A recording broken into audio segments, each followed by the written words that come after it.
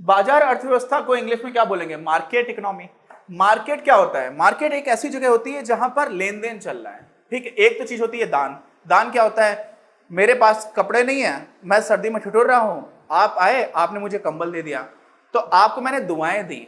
दुआओं का अर्थशास्त्र में कोई सीधा सीधा लेना देना नहीं है, बहुत ही निष्ठुर विषय है। ठीक, इस तरह से देखेंगे। उसकी भी एक वैल्यू होती है, सोशल यूटिलिटी में जब पढ़ेंगे तो कुछ कॉन्सेप्ट्स आते हैं, लेकिन अभी के लिए मान लीजिए कि दुआओं का और अच्छी जो मेरे मन से आपको निकला, क्योंकि आपने मुझे सर्दी में ठिठुरते हुए इंसान को कंबल उड़ा दिया तो मुझे बहुत अच्छा लगेगा, लेकिन उसकी कोई आर्थिक वैल्यू नहीं है और साथ में एक तरफा ट्रांजैक्शन हुआ। जो भी लेन देन है वो लेन देन नहीं हुआ, सिर्फ देन हुआ, इसीलिए वो दान है। ठीक, तो वो अलग हो जाता है। बाजार में होता है लेन देन। आप मुझे कुछ दोगे, मैं आपको कुछ दूंगा। आप मुझे वो दोगे जिसकी आपको कम जरूरत है और मैं आपको वो दूंगा जिसकी मुझे कम जरूरत है। जैसे ये भी एक नई चीज शायद आप लोगों को लगे, जैसे मान लीजिए ये मार्कर है, मान लीजिए मैंने 25 रुपए का खरीदा, तो जिस दुकानदार ने ये 25 रुपए में मुझे बेचा उसके लिए 25 रुपए ज्यादा महत्वपूर्ण थे, तभी उसने मुझे बेचा। अगर उसके लिए मार्कर ज्यादा महत्वपूर्ण होता तो मुझे नहीं बेचता। और मेरे लिए क्या था? मेरे लिए ये मार्कर ज्यादा जरूरी था, है ना। मेरे लिए 25 रुपए से ज्यादा कीमत किसकी थी? इस मार्कर की। इसलिए मैंने कहा कि 25 रुपए आप ले लो, मुझे मार्कर दे दो, तो मेरा भी फायदा है। क्यों? क्योंकि मुझे वो चीज मिल गई जिसकी मुझे ज्यादा जरूरत थी। और दुकानदार का भी फायदा है। दुकानदार को क्या मिला? उसको मिले 25 रुपए, उसको 25 रुपए ज्यादा महत्वपूर्ण है उसके लिए मार्कर महत्वपूर्ण नहीं है। आपको बात समझ आ रही है ना? तो होता क्या है कि बाजार की सबसे अच्छी खूबसूरती यही है कि बाजार में जब लेन देन होगा तो लेन देन ऐसा नहीं है कि आपके कनपटी पे बंदूक रख दी जाए और फिर बोला जाए। एक मूवी थी इंग्लिश में गॉडफादर, तो उसमें वो बोलते हैं कि मैं आपको एक ऐसा ऑफर दूंगा, अपने दुश्मनों के लिए बोला करता है कि मैं आपको कुछ ऐसी चीज दूंगा, ऐसा ऑफर दूंगा कि आप उसको मना ही नहीं कर पाओगे।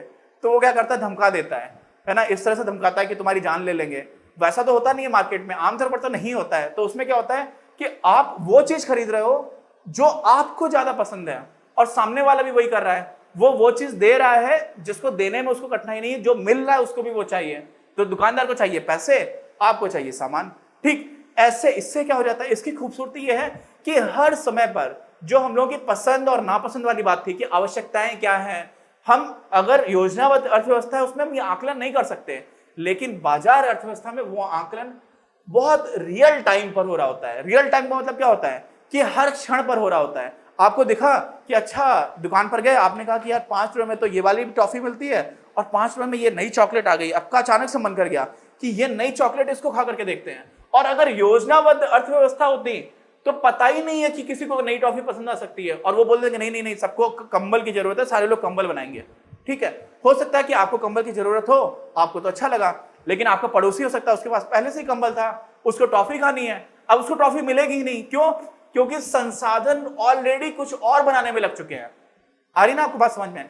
तो बाजार अर्थव्यवस्था की दूसरी अच्छी बात क्या होती है कि अलग अलग तरह के ढेरों तरह के संसाधन बनते हैं, ढेरों तरह की वस्तुएं बनती हैं और सेवाएं आती हैं। क्यों? बाजार में लोग ये देखते हैं कि यार मुझे अचानक से एक अवसर दिखाई पड़ता है, अफसर नहीं, ऑफिसर नहीं, अवसर, अपॉर्चुनिटी दिखाई पड़ती है कि यार समाज में इस टाइम पर इस चीज की बड़ी मांग चल रही है। जैसे अभी कोविड-19 का मैंने बात बताया, तो मैंने 3D प्रिंटर्स का आपको एग्जांपल दिया था। तो 3D प्रिंटिंग करने वाली बहुत सारी कंपनीज हैं जो फेस शील्ड बनाने लगी हैं। आप उस शील्ड को, उस ढाल को अपने चेहरे के सामने लगा लेते हो तो आपके संक्रमित होने के चांसेस बहुत कम हो जाते हैं। तो उनको दिखाई पड़ा कि यार ये एक अवसर है। अब मान लीजिए योजनाबद्ध अर्थव्यवस्था होती और उसमें पहले से बोल दिया था कि नहीं नहीं नहीं, ये चीजें बनेंगी। उनको तो पता नहीं था कि कोविड-19 होने वाला है, कोरोना वायरस आने वाला है, किसी को नहीं पता था। और अगर पहले से ये निर्धारित कर दिया जाए कि नहीं नहीं ये बनेगा, ये बनेगा, ये बनेगा और ये बनेगा, तो मास्क कोई बनाता ही नहीं, तब तो बहुत ही हालत खराब हो जाती। इसलिए उस हिसाब से आपको लगेगा तो बाजार अर्थव्यवस्था अच्छी दिखना स्टार्ट हो जाएगी, है ना। तो ऐसा नहीं है कि सब कुछ यहां पर अच्छा है, यहां पर भी बहुत कुछ है जो बहुत खराब है। कैसे? कई बार बहुत ही दर्दनाक स्थिति बनती है बाजार अर्थव्यवस्था के नाम पर। हमारे देश में कई ऐसी चीजें हैं, जैसे मान लीजिए मैं एक बहुत गरीब इंसान हूं, ठीक, अब मुझे पैसों की जरूरत है और मेरे ऊपर सामाजिक प्रेशर है, सामाजिक दबाव है। मेरी कोई बेटी है और उसकी मुझे शादी करनी है और अपने समाज में कलंक बहुत सारे जिंदा है, अभी तक दहेज देना है मुझे, क्योंकि दहेज के बिना मेरी भी ऐसे माइंडसेट बन चुका है मेरा कि मेरी जो इज्जत है वो बर्बाद हो जाएगी। साथ में समस्या ये भी कि कोई शादी नहीं करेगा जब तक मैं दहेज नहीं दे रहा हूं, क्योंकि अपने समाज में कोढ़ अभी भी चल रहे हैं, है ना। तो ऐसे में होता क्या है कि मैं बहुत गरीब इंसान था, मैंने क्या किया, मैंने समाज को इस डर की वजह से या तो किसी से बहुत उधार ले लिया। अब मैं उसका उधार दे नहीं पा रहा हूं, क्यों? क्योंकि वो उधार मुझे बैंक ने तो दिया नहीं, वो उधार मुझे किसने दिया? कोई सूदखोर आदमी है जो मेरे बगल में रहता है, 3% 4% पे अपने यहाँ पर इंटरेस्ट रेट चलता है हर महीने का। तो इतने सूदखोर हमारे यहाँ लोग बैठे हुए हैं, और वो लोग, उनको क्या करना पड़ेगा, मैं उनके पैसे जब वापस नहीं कर पा रहा हूं तो मेरे ऊपर वो बहुत दबाव बना रहे हैं। फिर मैं क्या करता हूं, मैं अपनी एक किडनी बेच देता हूं। क्यों? क्योंकि किडनी का मार्केट तो बना हुआ है, कोई बहुत पैसे वाला इंसान है जिसको किडनी की जरूरत है और वो पैसे देने के लिए तैयार है। क्यों? क्योंकि उसके लिए किडनी महत्वपूर्ण है, पैसे नहीं महत्वपूर्ण है। और मेरे लिए, मैं गरीब हूं तो मेरी मानवता, सारी चीजें पीछे छूटने लग जाती हैं। तो जब आप बाजार अर्थव्यवस्था को बहुत अच्छा मानते हो ना, तो इसके खतरे भी बहुत सारे हैं। वहां पर क्या देखा जाता है, बस पैसा बोलता है, और पैसे बोलने में मानवता खराब हो जाती है। ऐसे एक और दर्दनाक उदाहरण है, हमारे देश में बहुत गरीबी है, सारे लोग जानते हैं। बहुत सारी ऐसे महिलाएं हैं जो शहर में दूसरों के घर में जाकर के काम करती है, जिसको बाई बोलते हैं, मेड बोलते हैं। वो लोग क्या करती है बेचारी, किसी दूसरे घर में आके काम कर रही है, अपने घर का भी काम कर रही हैं, और कई बार ऐसा होता है कि उनके पति उनके ऊपर हिंसा भी करते हैं, घरेलू हिंसा भी कर रहे हैं, पति पी करके भी आ रहा है, उसके बाद से दूसरे घर के जाकर काम कर रही है, तो उसके ऊपर शक भी किया जा रहा है कि तुम 4 घर में जा रही हो तो तुम ये काम करती होगी। और उसके बाद भी क्या होता है कि उन महिलाओं को 800 रुपए 900 रुपए एक घर से मिलता है, तो सब मिला के 4 से 5 हजार रुपए महीने का कमा पाती है। अब वो 4 से 5 हजार रुपए कमाने के लिए उनको इतना कष्ट झेलना पड़ता है।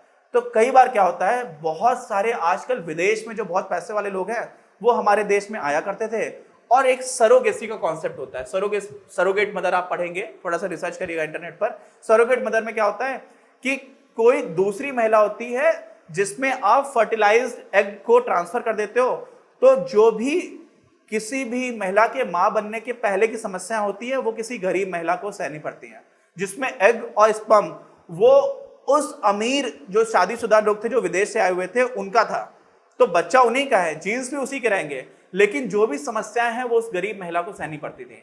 और वो क्यों सहती थी? उसको लगता था कि मुझे महीने का 4000 5000 रुपए मिल रहा है, जिसमें मुझे पूरा दिन देना पड़ता है, इससे अच्छा तो है कि मैं 9 महीने के लिए, थोड़ा 9 महीने में भी लास्ट के टाइम में मुझे 2-3 महीने ज्यादा दिक्कत होगी, शुरू के 5-6 महीने तो उतनी दिक्कत भी नहीं होगी, और मुझे 1 लाख रुपए मिल जा रहा है। तो ऐसे में इंसानियत बिकने लग जाती है, और इस तरह से बाजार अर्थव्यवस्था में बहुत सारी समस्याएं हैं। तो अब होता क्या है, ना तो बाजार पूरी तरह से चलता है, और इसी वजह से हमारे देश की सरकार ने जो सरोगेसी है ना उसको बहुत ही स्ट्रिक्ट कर दिया है।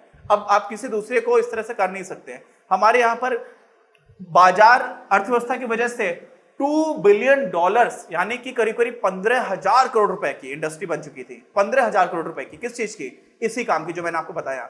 लेकिन सरकार ने बोला कि हम अपने देश की गरीब महिलाओं को इस तरह से परेशान नहीं होने देंगे। लेकिन आप ये सोचिए कि गरीब महिला तो ये भी सोच सकती है कि मुझे तो अच्छा खासा 1 लाख रुपए मिल रहा था, वो ज्यादा आसान था, अब तो सरकार मुझे करने भी नहीं दे रही है।